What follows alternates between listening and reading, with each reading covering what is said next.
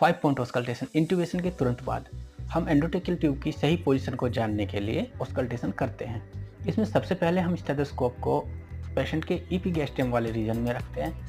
यहाँ पर कोई बबल साउंड सुनाई दे रहा है, इसका मतलब कि आपकी जो एंडोट्रेकियल ट्यूब है वो इसोफेगस के अंदर है।